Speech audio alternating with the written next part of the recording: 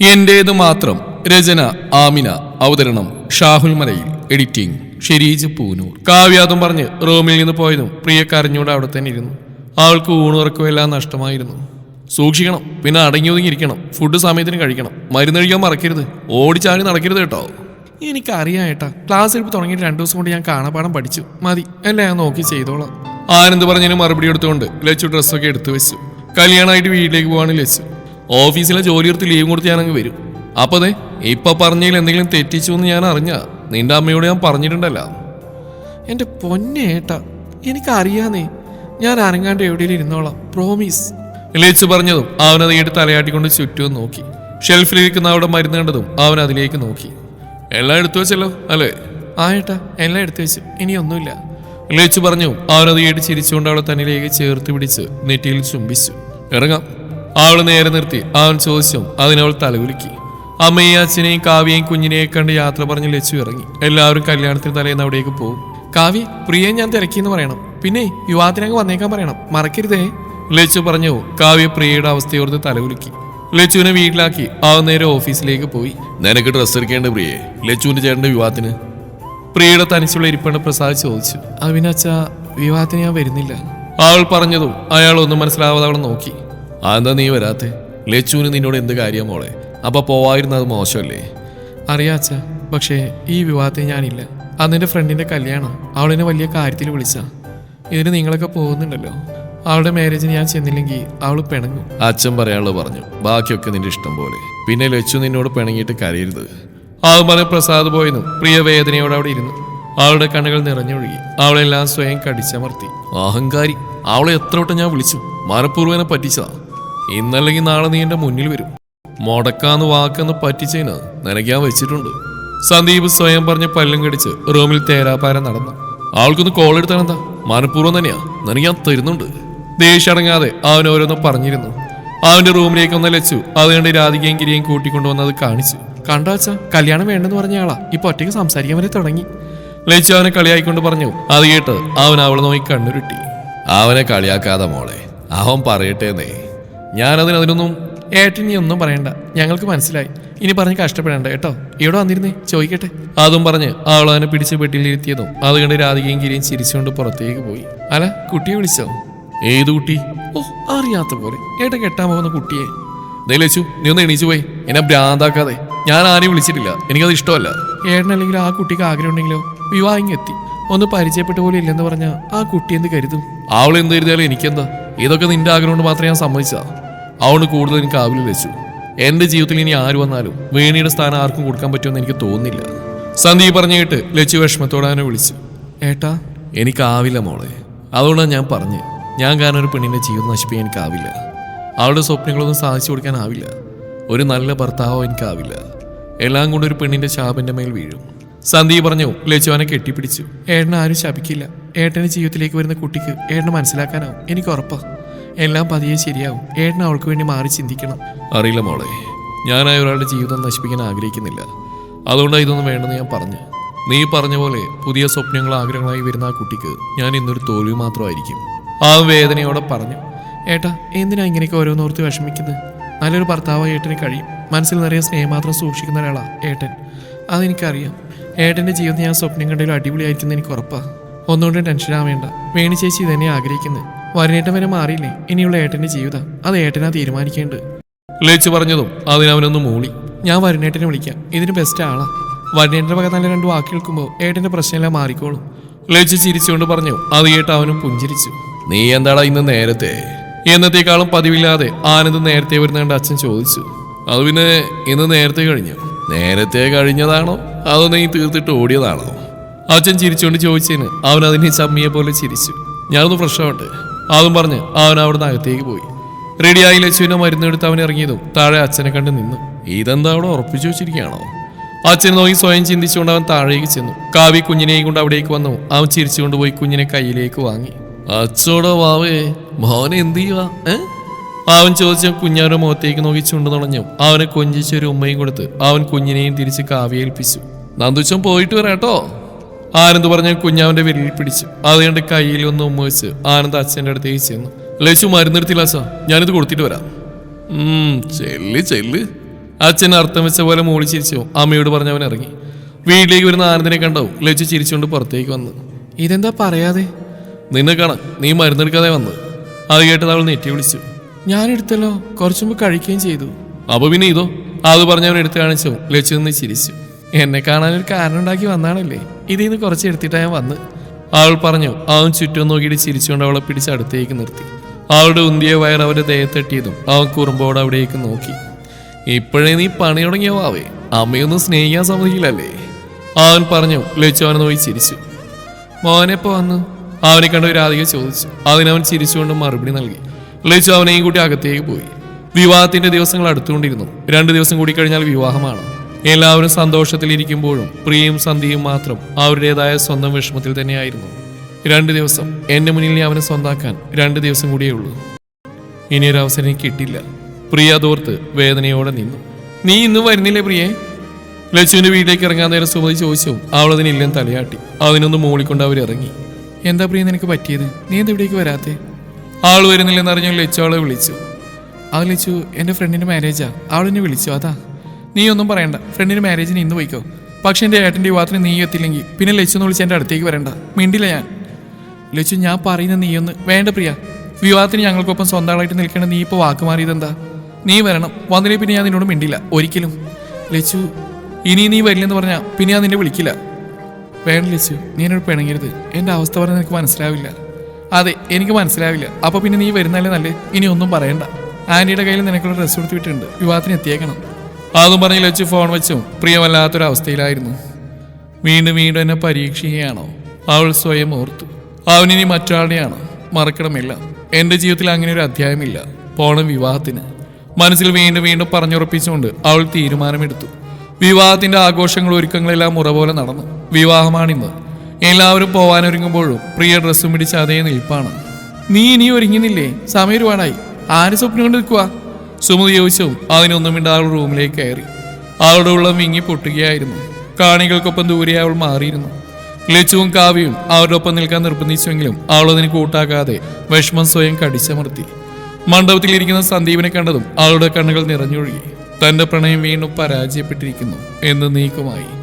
സ്വയം ഉള്ളിൽ അടിവറയിട്ടുകൊണ്ട് അവനെ തന്നെ അവൾ നോക്കിയിരുന്നു. കുട്ടിയെ വിളിക്കൂ, മുഹൂർത്താവണു, പൂജാരി പറഞ്ഞു. സന്ദീപ് എല്ലാവരെയും നോക്കി. അവരുടെ മുഖത്താകെ സന്തോഷം നിറഞ്ഞൊരു ചിരിയുണ്ടായിരുന്നു. എന്നോട് ക്ഷമിക്കണം വേണി, ഒരിക്കലും ഇങ്ങനെ എൻ്റെ ജീവിതത്തിൽ ഞാൻ ആഗ്രഹിച്ചല്ല. എനിക്ക് വേണ്ടിയെങ്കിലും ഈ നിമിഷം നിനക്ക് തിരിച്ചു വന്നുകൂടെ? വരില്ലെന്നറിയാം. നിനക്കായി ജീവിച്ച് ഞാനിന്ന് മറ്റൊരു പെണ്ണിൻ്റെ കഴുത്തിൽ താലി കെട്ടാൻ പോവാ. എന്നോട് ക്ഷമിക്കുക. സന്ദീപ് സ്വയം പറഞ്ഞുകൊണ്ട് കണ്ണെന്ന് അടച്ചു തുറന്നു. പൂജാരി പറഞ്ഞു കേട്ട് പ്രിയയുടെ കണ്ണുകൾ നിറഞ്ഞൊഴുകി. എത്ര തുടച്ചിട്ടും അവ വീണ്ടും വീണ്ടും നിറഞ്ഞൊഴുകിക്കൊണ്ടിരുന്നു. ഹൃദയം നുറുങ്ങുന്ന പോലെ അവൾക്ക് തോന്നി. അവൾ നെഞ്ചിൽ കൈകൊണ്ട് അമർത്തി പിടിച്ചുകൊണ്ട് ഒന്നും കണ്ടു നിൽക്കാനാവാതെ അവിടെ നിന്ന് എഴുന്നേറ്റു. മോളെ! ഉള്ളിൽ നിന്നൊരു നിലവിളി കേട്ടതും പ്രിയ ഞെട്ടിത്തിരിഞ്ഞു നോക്കി. പെണ്ണിന്റെ ബന്ധുക്കളെല്ലാം ഡ്രസ്സിംഗ് റൂമിലേക്ക് ഓടുന്നതാണ് കണ്ടത്. എന്താണ് സംഭവിക്കുന്നതെന്നറിയാതെ എല്ലാവരും ഞെട്ടിത്തരിച്ചു നിന്നു. സന്ദീപ് അത് കണ്ട് ഇരുന്നിടത്തുനിന്ന് എഴുന്നേറ്റു. എന്താടാ? അവൻ ആനന്ദിനോട് ചോദിച്ചു. നീ ഇവിടെ ഇരിക്കും, ഞാൻ നോക്കിയിട്ട് വരാം. ആനന്ദ് അതും പറഞ്ഞ് ലച്ചുവിൻ്റെ അടുത്തേക്ക് ചെന്നു. അവളാകെ ഞെട്ടി നിൽക്കുകയാണ്. പെട്ടെന്ന് ഡ്രസ്സിംഗ് റൂമിൽ നിന്ന് ജ്യോതി ആരൊക്കെയോ ചേർന്ന് പുറത്തേക്ക് കൊണ്ടുപോകുന്ന കണ്ട് സന്ദീപ് ഞെട്ടി. എന്താ? എന്തു പറ്റി? ഗിരി ടെൻഷൻ അടിച്ച് അവരുടെ അടുത്തേക്ക് ചെന്ന് ചോദിച്ചു. അറിയില്ല, കുട്ടിയെ വിളിക്കാൻ ചെന്നപ്പോൾ ബോധമില്ലാത്ത അറിയിക്കിടക്കായിരുന്നു, ഹോസ്പിറ്റലിലേക്ക് കൊണ്ടുപോവാ. അതും പറഞ്ഞ് അവർ പോയതും വന്നവരൊക്കെ പരസ്പരം എന്തൊക്കെയോ പറഞ്ഞവരെ നോക്കി. ഗിരി, രാധികയിൽ ലച്ചു, അച്ഛനും അമ്മയും എല്ലാവരും അതൊക്കെ കണ്ട് ഞെട്ടിലോടെ സന്ദീപിനെ നോക്കി. അച്ഛാ! ഗിരി പെട്ടെന്ന് നിലത്തേക്ക് ഓർന്നിരുന്ന കണ്ട് ലച്ചു ഗിരിയുടെ അടുത്തേക്ക് ഓടി. അത് കണ്ടതും രാധികയും സന്ദീപ് ഓടി വന്നയാളെ പിടിച്ചു. എന്തു പറ്റി അച്ഛാ? ലച്ചു കരഞ്ഞുകൊണ്ട് ചോദിച്ചു. ഏയ് ഒന്നുമില്ല മോളെ, നീ കരയണ്ട. ചെറിയൊരു തളർച്ച പോലെ, കുഴപ്പമൊന്നുമില്ല. പെട്ടെന്ന് ഇതൊക്കെ കണ്ട് ഷോക്കിലാവും. കുറച്ചേരം അവിടെ നിന്ന് കിടക്കച്ച, അപ്പോൾ മാറും. ആനന്ദ പറഞ്ഞ് ഗിരിയെ വന്ന് പിടിച്ചു. വേണ്ട, എനിക്കൊന്നുമില്ല. ആ കുട്ടിക്ക് എന്താ പറ്റിയെന്ന് പോയി അന്വേഷിക്കുക. കല്യാണം നടക്കണം. ഈ കല്യാണം മുടങ്ങരുത്.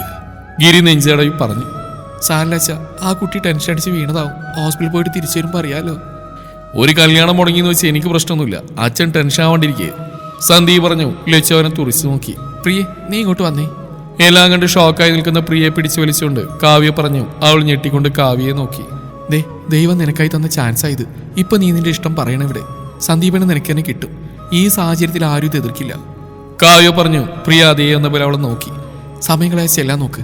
നന്ദുവേട്ടനോട് പറയും, എന്നിട്ട് എല്ലാവരോടും പറയും.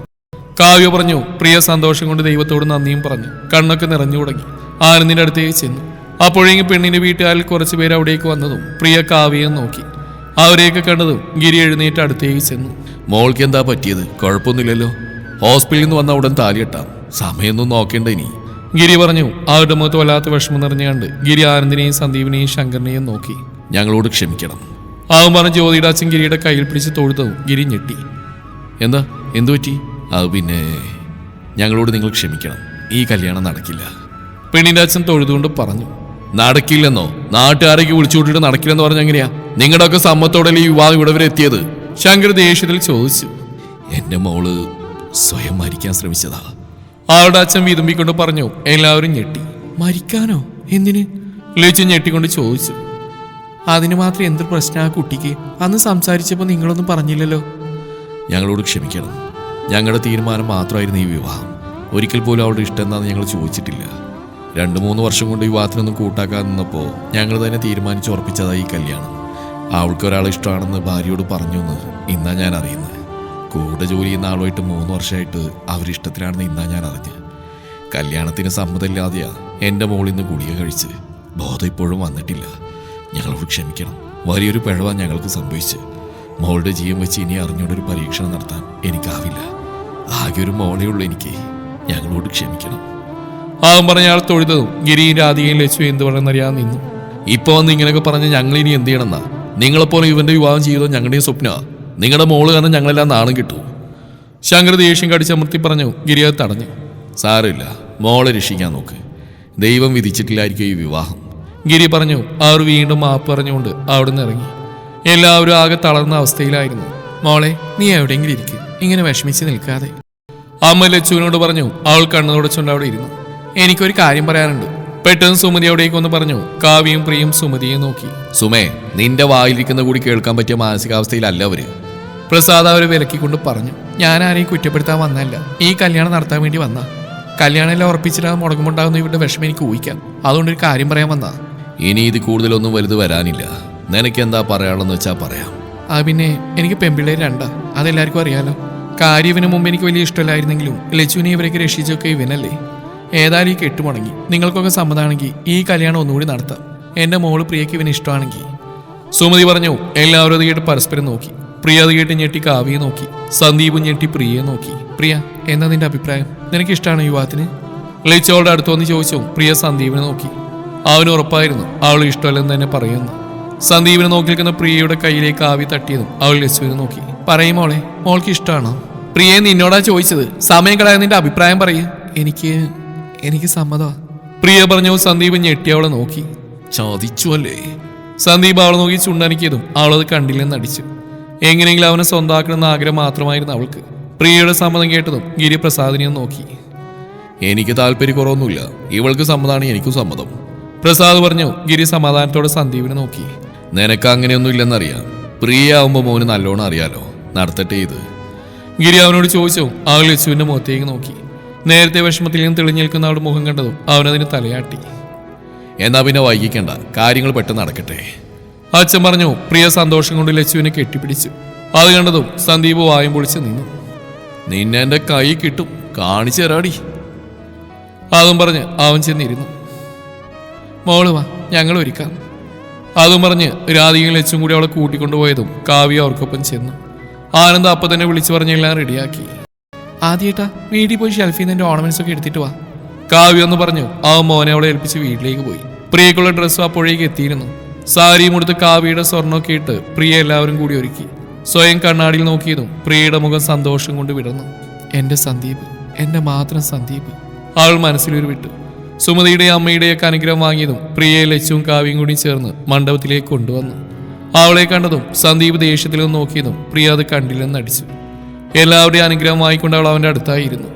സന്ദീപിന്റെ കൈകൾ അവളുടെ കഴുത്തിലൊന്ന് ഉരസിയതും പ്രിയ കൈകൂപ്പിക്കൊണ്ട് കണ്ണടച്ച് അവന്റെ താലി സ്വീകരിച്ചു. അവളുടെ ഉള്ളിൽ മുഴുവൻ ദൈവത്തിനോട് നന്ദി പറയുകയായിരുന്നു. പ്രതീക്ഷിക്കാതെ കിട്ടിയതാ ദേവി, മരണം വരെ നീ ഒന്നിപ്പിക്കണം, എന്തൊക്കെ സംഭവിച്ചാലും നീ എൻ്റെ കൂടെ ഉണ്ടാവണം, അതും പറഞ്ഞ് അവൾ കണ്ണു തുറന്നു. നീ എന്നെ മനഃപൂർവ്വം ചതിച്ചു അല്ലേ? നിന്നെ പോലൊരു പെണ്ണിനെ ഞാൻ കണ്ടിട്ടില്ല, ചതിയെത്തി. അവൻ അതും പറഞ്ഞ് അവിടെ നിന്ന് എഴുന്നേറ്റതും പ്രിയയുടെ ചുണ്ടിൽ സങ്കടത്തിന് പകരം ഒരു പുഞ്ചിരിയായിരുന്നു. അവനെ സ്വന്തമാക്കിയ പുഞ്ചിരി. ആഹാരമൊക്കെ കഴിച്ചിറങ്ങാനായതും വരുണിനൊപ്പം നിന്ന് കാര്യം പറയുന്ന സന്ദീപിനെ കണ്ട് കാവ്യ അടുത്തേക്ക് ചെന്നു. സന്ദീപേട്ട, എനിക്കും സംസാരിക്കാനുണ്ടായിരുന്നു. എന്താ കാവ്യ പറയൂ. പിന്നെ ഏട്ടാ, പ്രിയ ഏട്ടനെ ഉൾക്കൊള്ളാനാവില്ലെന്ന് എനിക്കറിയാം. അവൾ സത്യത്തിലൊരു പാവ. ഏട്ടനെ അവളെ ഇഷ്ടമല്ല എന്നും അറിയാം. പക്ഷെ ഒരിക്കലും അവൾ ഏട്ടനെ ചതിച്ചതല്ല. ഏട്ടൻ്റെ വിവാഹം തീരുമാനിച്ച ശേഷം അവൾ ആകെ മൂഡ് ഓഫ് ആയിരുന്നു. തകർന്ന അവസ്ഥയിലായിരുന്നു. അവൾക്ക് ഏട്ടനെ ഇഷ്ടമാണ്. അത് ഇന്നോ ഇന്നലെ ഉണ്ടായതല്ല. ഞങ്ങളൊക്കെ രക്ഷിച്ച അന്ന് മുതൽ അവളുടെ ഉള്ളിൽ അറിയാതെ ഏട്ടനെ ഇഷ്ടപ്പെട്ട് തുടങ്ങിയതാണ്. അത് തിരിച്ചറിയാൻ കുറച്ച് വൈകിയെന്ന് മാത്രം. പലവട്ടം ലച്ചുചേച്ചിയുടെ ഏട്ടനോട് ഇത് പറയാൻ ഞാൻ അവളെ നിർബന്ധിച്ച. നിങ്ങളുടെയൊക്കെ സന്തോഷം ഇല്ലാതാവേണ്ടെന്ന് കരുതി അവൾ വേണ്ടാന്ന് വെച്ചാൽ. ഏട്ടനോടുള്ള പ്രണയം കൊണ്ടാണ് ഇന്ന് ഇങ്ങനെയൊരു സാഹചര്യത്തിൽ അവൾ സമ്മതം മൂളിയത്. അല്ലാതെ ചതിച്ചതല്ല. അവളെ വേദനിപ്പിക്കരുത്. കുറച്ചെങ്കിലും മനസ്സിലാക്കാൻ ശ്രമിക്കണം. പാവ അവള്. ലച്ചുചേച്ചിക്ക് വേദനിച്ച ഏട്ടനെ സഹിക്കുമോ? അതുപോലെ അവൾക്ക് വേദനിച്ച് എനിക്കും സഹിക്കില്ല. അതുകൊണ്ട് പതിയാണേലും എല്ലാം പറഞ്ഞ് അവളെ ആക്സെപ്റ്റ് ചെയ്യാൻ ഏട്ടൻ ശ്രമിക്കണം, പ്ലീസ്. അതും പറഞ്ഞ് കാവ്യ പോയതും സന്ദീപൊക്കെ കേട്ട് ഞെട്ടി നിൽക്കുകയാണ്. അവൾക്ക് പ്രണയോ? എന്നോടോ? എടാ, നിന്റെ ഭാഗ്യം തന്നെയാടാ ഇത്. കാവ്യ പറഞ്ഞു കേട്ടില്ലേ, നിന്നെ കുറിച്ച് എല്ലാം അറിയുന്ന ഒരു പെൺകുട്ടിയെ തന്നെ നിനക്ക് കിട്ടി. കുറച്ച് സമയത്താണെങ്കിലും പ്രിയ നീ മനസ്സിലാക്കണം. എന്റെ വേണിയെ പോലെ അവളെയും കാണാൻ നോക്കണം. ഇതൊന്നും ഞാൻ പറയുന്നല്ല. എന്റെ വേണിയുടെ ആഗ്രഹം ഇതാവും, എനിക്ക് ഉറപ്പാ. ഹാപ്പി ആയിട്ടിരിക്കുക. വരുണ അവനെ നോക്കി പറഞ്ഞു. എല്ലാവരും ഇറങ്ങിയതും പ്രിയ കരഞ്ഞുകൊണ്ട് സുമതിയെയും പ്രസാദിനെയും കെട്ടിപ്പിടിച്ച് കരഞ്ഞു. നിന്റെ ഉള്ളിൽ എന്താണെന്ന് അമ്മയ്ക്ക് നന്നായിട്ട് അറിയാം മോളെ. സന്തോഷമായിട്ട് നീ ആഗ്രഹിച്ച പോലെ ജീവിക്കാൻ അവനൊപ്പം. സുമതി അവളെ ചേർത്ത് പിടിച്ച് പറഞ്ഞതും അവൾ വിശ്വസിക്കാനാവാതെ അവരൊന്നുകൂടി കെട്ടിപ്പിടിച്ച് എല്ലാവരോടും യാത്ര പറഞ്ഞിറങ്ങി. വീട്ടിലെത്തിയതും സന്ദീപ് നേരെ റൂമിലേക്ക് പോയി. അത് കണ്ടതും പ്രിയ മടിച്ച് അവിടെ തന്നെ നിന്നു. അത് കണ്ടതും ലച്ച് ഇരിച്ചുകൊണ്ട് അവൾ അടുത്തേക്ക് വന്നു. ഏട്ടൻ പാവ പ്രിയെ, നീ ഇതൊന്നും കണ്ട് പേടിക്കണ്ട. കുറച്ച് വാശിയുണ്ടെന്നേ ഉള്ളൂ. അതൊക്കെ മാറ്റാൻ നിന്നെ കൊണ്ടാവും. എൻ്റെ ഏട്ടനെ ഞാൻ നിന്നെ ഏൽപ്പിക്കുക. എന്ത് വന്നാലും തനിച്ചാക്കരുത്. ഒരിക്കലും ഇല്ല. എല്ലാം അറിഞ്ഞുകൊണ്ട് തന്നെയാണ് ഞാൻ ഇവിടേക്ക് വന്ന്. പ്രിയ പറഞ്ഞു. ലച്ചു അത് കേട്ട് ചിരിച്ചു. വാ, ഞാൻ കൊണ്ടാക്കാം. വേണ്ട ലച്ചു, നിനക്ക് വയ്യാത്തല്ലേ, പോയി റെസ്റ്റ് എടുക്കുക. ഞാൻ തനിച്ചു വെക്കോളാം. പ്രിയ അതും പറഞ്ഞ് റൂമിലേക്ക് നടന്നു. അവൻ്റെ റൂമിൻ്റെ പുറത്തെത്തിയതും ഒരു ഭയം തോന്നി. അവൾ അവിടെ തന്നെ നിന്നു. പിന്നെ ശ്വാസം എടുത്തൊന്ന് വിട്ടുകൊണ്ട് അവൾ ഡോർ തുറന്ന് അകത്തേക്ക് പോയതും ബാത്റൂമിൽ നിന്ന് സൗണ്ട് കേൾക്കുന്ന കേട്ട് പ്രിയ അവിടെ ആകെ നോക്കി. റൂമിൽ സന്ദീപിന്റെ പേരിനൊപ്പം ജ്യോതിയുടെ പേര് ഭിത്തിയിൽ കണ്ടതും പ്രിയ അടുത്തേക്ക് ചെന്ന് അവരുടെ പേര് അവിടുന്ന് എടുത്തു കളഞ്ഞു. അത് കണ്ടുകൊണ്ടാണ് സന്ദീപ് ബാത്റൂമിൽ നിന്ന് ഇറങ്ങിയത്. നീ എന്താണ് ഇവിടെ? എന്തിനാ എന്റെ ബാത്റൂമിലേക്ക് വന്ന്? ഞാൻ പിന്നെ എവിടെ പോനാ? എന്നെ കിട്ടി നീയല്ലേ, അപ്പൊ പിന്നെ ഇതല്ല എന്റെ റൂം. കെട്ടേണ്ടി വന്നാ എന്നിരുന്ന് ഇവിടെ കയറി ഇറങ്ങണ്ട. അപ്പുറത്തെ മുറിയിൽ അങ്ങനെ പോയിക്കോ. എന്നോട് ലച്ചു പറഞ്ഞ് ഇതാ നീ മുതൽ എൻ്റെ റൂമെന്ന്. അതുകൊണ്ട് ഞാൻ പോവില്ല. നിങ്ങളുടെ വീട്ടുകാരുടെ അവസ്ഥ കണ്ടിട്ടാ ഞാൻ ഈ കല്യാണത്തിന് സമ്മതിച്ച്. അത് മറക്കണ്ട. അല്ലാണ്ട് നിനക്ക് എന്നോട് പ്രണയം ഉണ്ടായിട്ടല്ല. ഇനിയും കള്ളം പറയണ്ട. നിന്റെ സഹോദരിനോടെല്ലാം പറഞ്ഞു. എന്നിരുന്ന് നിന്റെ സ്നേഹമൊന്നും എനിക്ക് വേണ്ട. നിനക്ക് ഈ റൂമിൽ കഴിയാം, ഒരപരിചിതയായിട്ട്. സന്ദീപ് പറഞ്ഞു. പ്രിയ അത് കേട്ട് പുഞ്ചിരിച്ചു. താങ്ക്സ്, അതിനെങ്കിലും സമ്മതിച്ചല്ലോ. എനിക്കത് മതി. നിങ്ങൾ എനിക്ക് ഇഷ്ടമാണ് ഒരുപാട്. പക്ഷെ അതൊരിക്കലും നിങ്ങളുടെ മേൽ ഞാൻ അടിച്ചേൽപ്പിക്കില്ല. എന്തെങ്കിലും എന്നെ സ്നേഹിക്കാൻ കഴിയുമ്പോൾ മാത്രം മതി എനിക്ക് ആ സ്നേഹം. അതുവരെ ഞാൻ കാത്തിരുന്നോളാം. തുടരും. ഈ കഥയുടെ ബാക്കി ഭാഗം നാളെ ഇതേ സമയം.